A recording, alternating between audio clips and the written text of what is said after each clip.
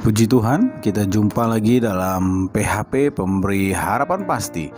Bapak Ibu yang dikasihi oleh Tuhan, selama Yesus ada di muka bumi berjalan bersama dengan murid-muridnya, banyak hal yang luar biasa yang Yesus ajarkan kepada murid-muridnya. Nah, yang salah satu yang Yesus ajarkan adalah berbicara tentang doa.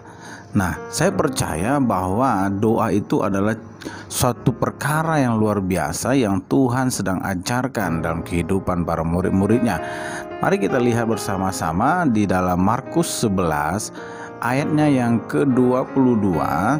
Kita memperhatikan tentang kisah pohon ara, tapi kita akan membaca dari ayat 22 sampai 26.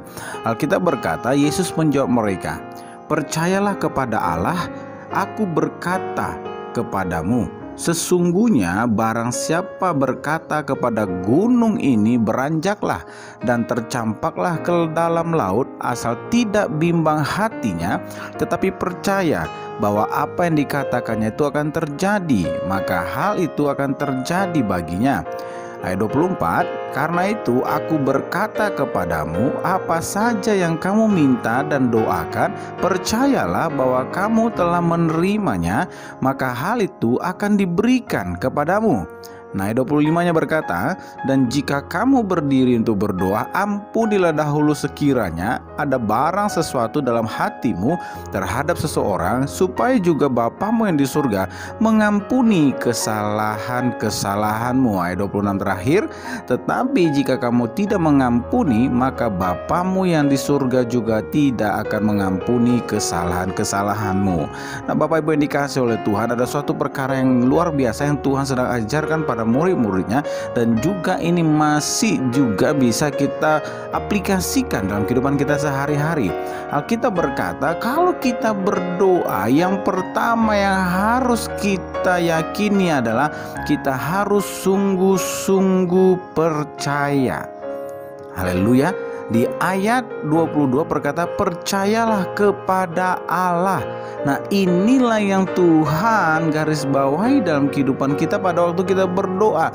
Yang pertama, kita harus percaya kepada Allah, bahwa Allah sanggup menjawab setiap doa-doa kita, bahwa Allah itu Allah yang luar biasa, yang bisa memberikan setiap doa, menjawab setiap doa-doa kita.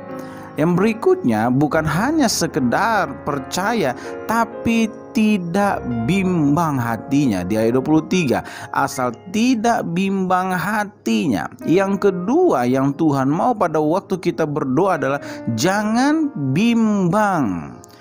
Jangan bimbang hati kita. Pada waktu kita berdoa, kita harus yakin bahwa setiap doa-doa kita pasti akan Tuhan jawab. Jangan ada keraguan-raguan atau kebimbangan di dalam hati kita. Mungkin kita bertanya dalam hati kita, benar atau tidak ya Tuhan bisa menjawab atau tidak doa-doa saya ini. Nah, Bapak Ibu yang dikasihi oleh Tuhan, yang kedua pada waktu kita berdoa, jangan sampai hati kita bimbang.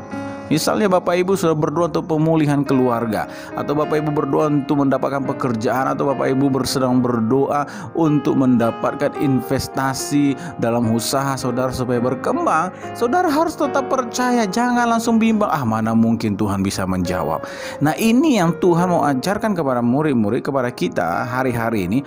Pada waktu kita berdoa, maka kita juga harus percaya atau jangan bimbang. Nah, yang berikutnya Tuhan mengajarkan apa? Pada waktu kita berdoa, kita juga harus belajar mengkoreksi diri.